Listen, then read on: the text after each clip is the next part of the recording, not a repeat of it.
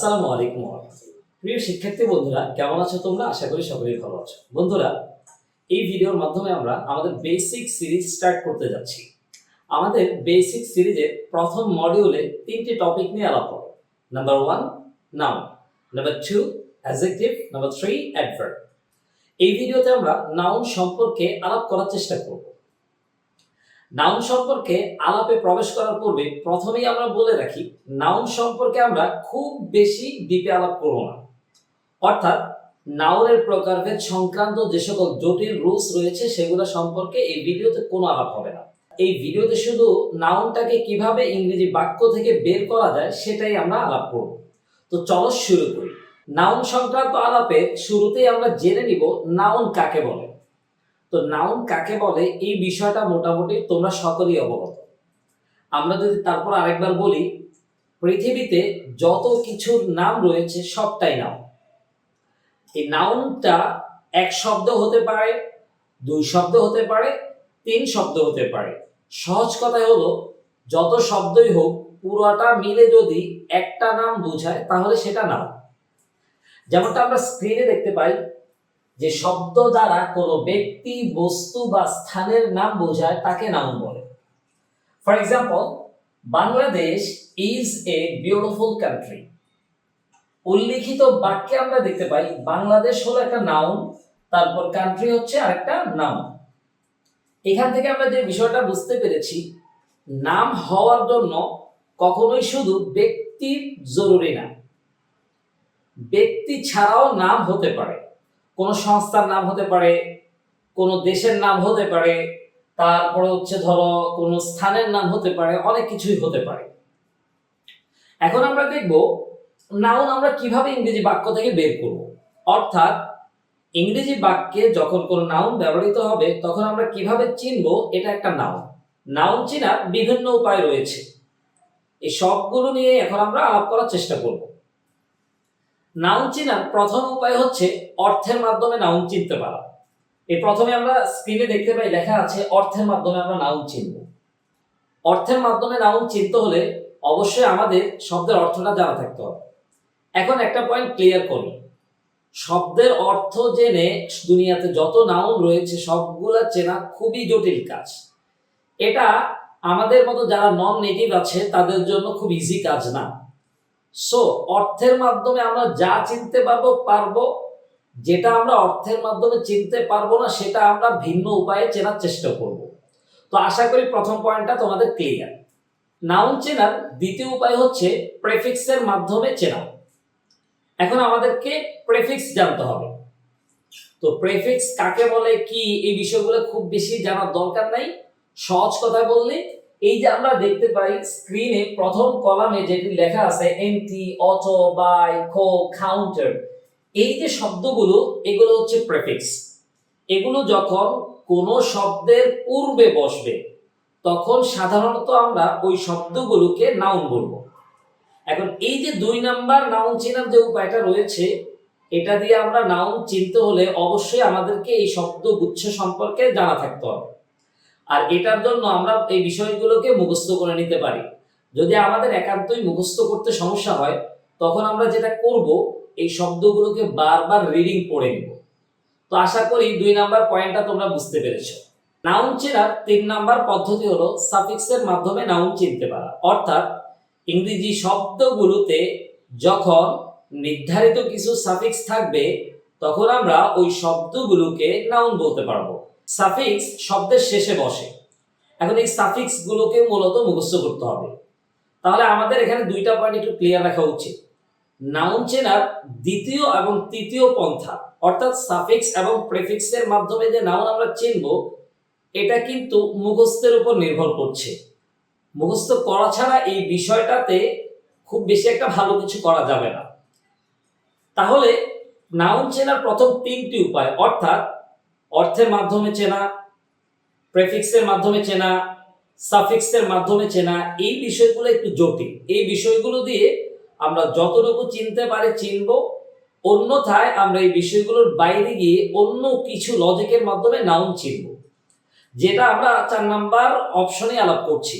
Noun চেনার চতুর্থ পদ্ধতি অর্থাৎ সবচেয়ে গুরুত্বপূর্ণ পদ্ধতি হলো ভিন্ন কিছু শব্দের মাধ্যমে নাউন চেনা। অর্থাৎ প্রেপোজিশনের মাধ্যমে নাউন চেনা, আর্টিকেলের মাধ্যমে নাউন চেনা, অ্যাডজেক্টিভের মাধ্যমে নাউন চেনা, পসেসিভ অ্যাডজেক্টিভের মাধ্যমে নাউন চেনা। যেমনটা আমরা স্ক্রিনে দেখতে পাই, preposition, article, adjective, possessive adjective, এই যে শব্দগুলো রয়েছে এগুলোর পর যদি মাত্র একটি শব্দ থাকে সেটাকে আমরা নাউন বলে দিতে পারি। এখানে কিন্তু আমরা নাউনকে ডিরেক্টলি চিনতে পারছি না। এখানে আমরা যেটা করছি, প্রেপোজিশনের পরে একটা ওয়ার্ড থাকলে সেটাকে আমরা নাউন বলছি, অর্থাৎ প্রেপোজিশনের মাধ্যমে আমরা নাউন চিনতে পারছি। তারপর আমরা আর্টিকেলের মাধ্যমে নাউন চিনতে পারছি, তারপর আমরা অ্যাডজেক্টিভের মাধ্যমে নাউন চিনতে পারছি, তারপর আমরা পসেসিভ অ্যাডজেক্টিভের মাধ্যমে নাউন চিনতে পারছি। এই যে 4 নাম্বার অপশনে যে পয়েন্টটা আমরা বললাম, 4 নাম্বার পয়েন্টটা পাওয়ার জন্য আমাদের প্রথম শর্ত হচ্ছে আমাদেরকে প্রেপোজিশনগুলো চিনতে হবে, তারপরে আর্টিকেলগুলো চিনতে হবে, তারপর হচ্ছে পসেসিভ অ্যাডজেক্টিভগুলো চিনতে হবে, তারপরে অ্যাডজেক্টিভ চিনতে হবে। ওকে, চলো 4 নাম্বার নিয়মটি উদাহরণের মাধ্যমে বুঝে নেওয়া যাক। 4 নাম্বার রুলসটি আমরা আবারও পড়ছি।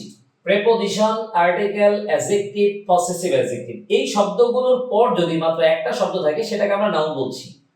এই যেখানে আমরা দেখতে পাই প্রথম উদাহরণে লেখা আছে I stand before you today with a heart overflowing with grief। এখানে আমরা দেখতে পাই এই যে প্রথম অপশনে বিফোর প্রেপোজিশন, এখন প্রেপোজিশনের পরে একটা ওয়ার্ড থাকলে সেটা নাউন। ধরে নিলাম আমরা ইউ হচ্ছে একটা ওয়ার্ড, এটাকে আমরা নাউন কিন্তু বলতে পারছি না, কারণ ইউ কিন্তু এখানে নাউন না, ইউ হচ্ছে প্রোনাউন। তাহলে আমার কথাটা কিভাবে মিলাবো? তো এখানে একটা পয়েন্ট বলে রাখি, প্রেপোজিশনের পরে কিন্তু নাউনও বসতে পারে, প্রোনাউনও বসতে পারে। যেহেতু আমরা প্রোনাউনগুলো মুখস্থ করে নিব আর প্রোনাউনগুলো চিনতে পারা খুব ইজি, সেহেতু আমরা প্রোনাউনের অপশনটিকে এখান থেকে বাদ রাখবো। এই জন্য আমরা এটাকে আমাদের রুলসের বিপরীত ভাববো না। এরপর আমরা দেখতে পাই যে এখানে উইথ হচ্ছে প্রেপোজিশন, উইথের পরে যেহেতু একটা ওয়ার্ড আছে এই জন্য আমরা এই শব্দটাকে নাউন বলবো। তাহলে আবারও বলে রাখি, প্রেপোজিশনের পরে যদি একটা মাত্র ওয়ার্ড থাকে নরমালি আমরা সেটাকে নাউন বলবো। তারপরের উদাহরণ আমরা দেখতে পাচ্ছি the people of Bengal now want to be free। এখানে এই যে আমরা দেখতে পাই দা হচ্ছে আর্টিকেল, এই আর্টিকেলের পরে আমরা দেখতে পাই এইখানে হচ্ছে অফ প্রেপোজিশন। তাহলে আর্টিকেলের পরে এখানে একটা ওয়ার্ড আছে, তারপর হচ্ছে প্রেপোজিশন। তাহলে আমরা বলতে পারি আর্টিকেলের পরে একটা ওয়ার্ড আছে, আর আমরা জানি আর্টিকেলের পরে একটা ওয়ার্ড থাকলে সেটা নাউন। যদিও আমরা পিপল শব্দটা যে নাউন এটা এমনিতেই বুঝতে পারি, ঠিক আছে। এরপরের উদাহরণটাতে আমরা দেখতে পাই I hate race discrimination most intensely. এখানে এই যে দেখো ডিসক্রিমিনেশন, এটা একটা নাউন, এটা আমরা কিভাবে বুঝলাম? এই যে দেখো এখানে এই যে ডিসক্রিমিনেশন শব্দটা ঠিক পূর্বে রেস শব্দটা রয়েছে। রেস হচ্ছে এখানে অ্যাডজেক্টিভ, আর আমরা এখানে অলরেডি লিখে রেখেছি অ্যাডজেক্টিভের পর যদি একটি শব্দ থাকে তাহলে সেটা নাউন। যেহেতু রেস শব্দটার পরে একটা ওয়ার্ড আছে তাই এখানে ডিসক্রিমিনেশনটা হচ্ছে নাউন। এছাড়াও এই যে দেখো ডিসক্রিমিনেশনের শেষের দিকে TION আছে, এটাও কিন্তু বোঝা যায় যে এটা একটা নাউন। এখানকার লাস্ট উদাহরণ আমরা দেখতে পাই we have been trying to do our best to cope with the situation. এই যে আমরা দেখতে পাই আন্ডারলাইন করা ওয়ার্ড হচ্ছে বেস্ট, তার ঠিক পূর্বে আওয়ার রয়েছে, আওয়ারটা হচ্ছে পসেসিভ অ্যাডজেক্টিভ। পসেসিভ অ্যাডজেক্টিভের পরে আমরা দেখতে পাই বেস্ট রয়েছে, তারপর টু হচ্ছে প্রেপোজিশন। তাহলে পসেসিভ অ্যাডজেক্টিভের পরে প্রেপোজিশনের আগে একটি ওয়ার্ড আছে, তাই আমরা বলতে পারি আওয়ারের পরে যেহেতু একটি ওয়ার্ড আছে এটা নাউন। মনে রাখবা বেস্ট শব্দটা মূলত হচ্ছে অ্যাডজেক্টিভ অথবা অ্যাডভার্ব, কিন্তু এই বাক্যে পসেসিভ অ্যাডজেক্টিভের পরে বসার কারণে সেটা নাউন হয়ে গেছে। তাহলে আমরা দেখলাম preposition, article, adjective, possessive adjective, এগুলোর পর যদি মাত্র একটা ওয়ার্ড থাকে সেটা হচ্ছে নাউন। এখন আমরা দেখব এগুলোর পর যদি দুইটি শব্দ থাকে সেক্ষেত্রে আমরা কি করব? Preposition, article, adjective, possessive adjective, এগুলোর পর যদি দুইটি শব্দ থাকে সেক্ষেত্রে শেষেরটাকে আমরা নাউন বলবো, তার পূর্বেরটাকে আমরা অ্যাডজেক্টিভ বলবো। যেমনটা আমরা স্ক্রিনে দেখতে পাই দুইটি শব্দ থাকলে অর্থাৎ ওই যে article, preposition, possessive adjective, adjective, এগুলোর পর যদি দুইটি শব্দ থাকে শেষেরটাকে আমরা নাউন বলবো, তার পূর্বেরটা আমরা অ্যাডজেক্টিভ বলবো। এই বিষয়টা আমরা উদাহরণের মাধ্যমে বুঝে নেওয়ার চেষ্টা করি। You are fully aware of the events that are going on and understand their import. এই বাক্যে আমরা দেখতে পাই এখানে এই যে of হচ্ছে প্রেপোজিশন, এরপর আমরা দেখতে পাই এই যে that, এই thatটা হচ্ছে এখানে রিলেটিভ প্রোনাউন। তাহলে of প্রেপোজিশনের পরে that রিলেটিভ প্রোনাউনের পূর্বে দুইটা ওয়ার্ড আছে, দা আর হচ্ছে ইভেন্টস। তাহলে প্রেপোজিশনের পরে যদি দুইটা ওয়ার্ড থাকে শেষেরটাকে আমরা নাউন বলবো। এখানে শেষেরটা হচ্ছে ইভেন্টস, সো ইভেন্টসটা হচ্ছে নাউন। তাহলে তার পূর্বে এই যে দা বসেছে সেটা হচ্ছে অ্যাডজেক্টিভ। দা যে একটা অ্যাডজেক্টিভ, এটা নিয়ে আমরা অ্যাডজেক্টিভ অধ্যায়ে আলাপ করব। তারপরে উদাহরণ আমরা দেখতে পাই, since the successful launch of the spacecraft Vostok 5 on 14 June 1963, Tereshkova began preparing for her own flight. এখানে আমরা দেখতে পাই আর্টিকেল দা এর পরে দুইটা ওয়ার্ড আছে, এখানে লঞ্চটা হচ্ছে নাউন, তার পূর্বে অবস্থিত সাকসেসফুল ওয়ার্ডটা হচ্ছে অ্যাডজেক্টিভ। এর পরের উদাহরণ আমরা চলে আসি, the old rusty abandoned house stood at the end of the street, looming ominously in the moonlight. এখানে আমরা দেখতে পাই এই যে দা হচ্ছে আর্টিকেল, তারপর আমরা দেখতে পাই এখানে এই যে হাউস হচ্ছে নাউন, বা আমরা বলতে পারি স্টুড হচ্ছে ভার্ব। তাহলে আর্টিকেল দা এর পরে এই যে দেখো স্টুডের পূর্বে এখানে অনেক ওয়ার্ড রয়েছে, সো এখানে হাউস হচ্ছে নাউন, এই যে তার পূর্বে অবস্থিত ওল্ড রাস্টি অ্যাবান্ডন এই সবগুলোই হচ্ছে এখানে অ্যাডজেক্টিভ। এখানকার লাস্ট উদাহরণ আমরা দেখতে পাই, Mandela said in his acceptance speech.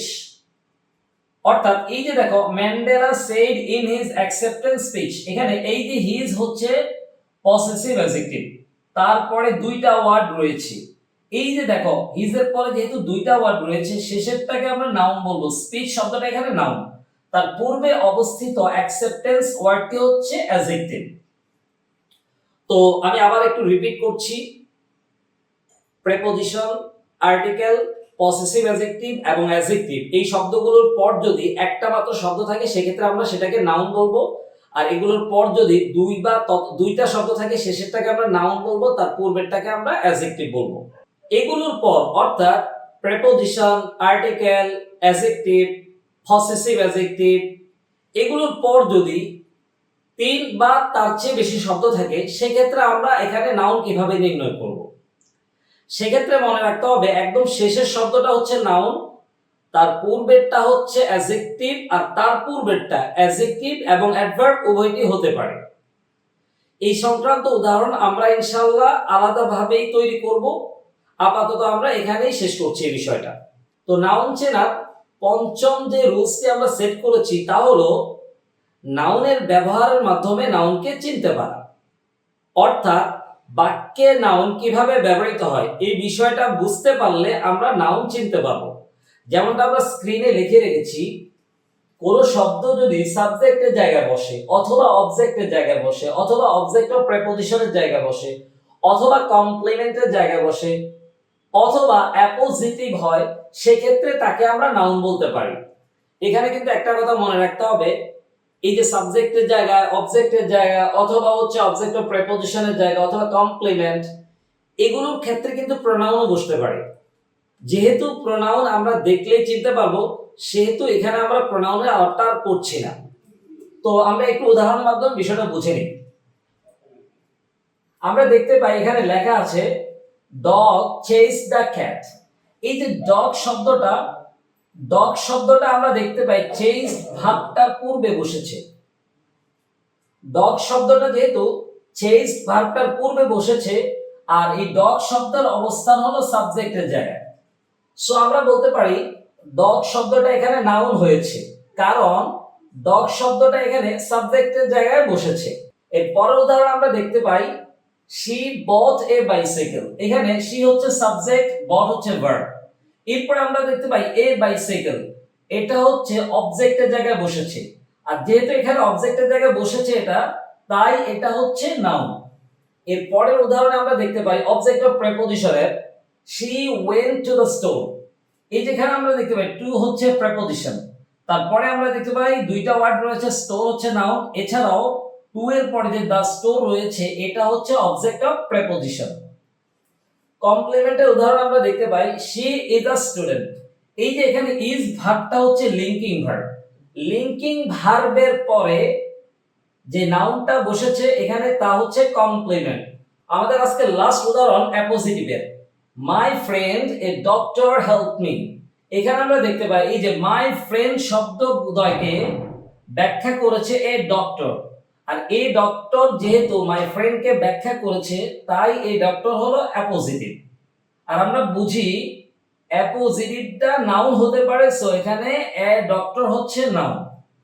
তো বন্ধুরা, আশা করি তোমরা কিভাবে নাউন চিনবা সে বিষয়টা বোঝাতে পেরেছি।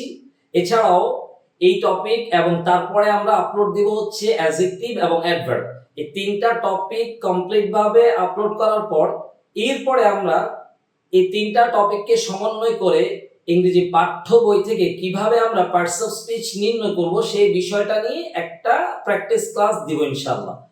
তো আজ এই পর্যন্তই, পরবর্তী অন্য কোনো ভিডিওতে আবার দেখা হয়ে যাবে। ততক্ষণ পর্যন্ত ভালো থাকবে। আসসালামু আলাইকুম ওয়া রাহমাতুল্লাহি ওয়া বারাকাতুহু।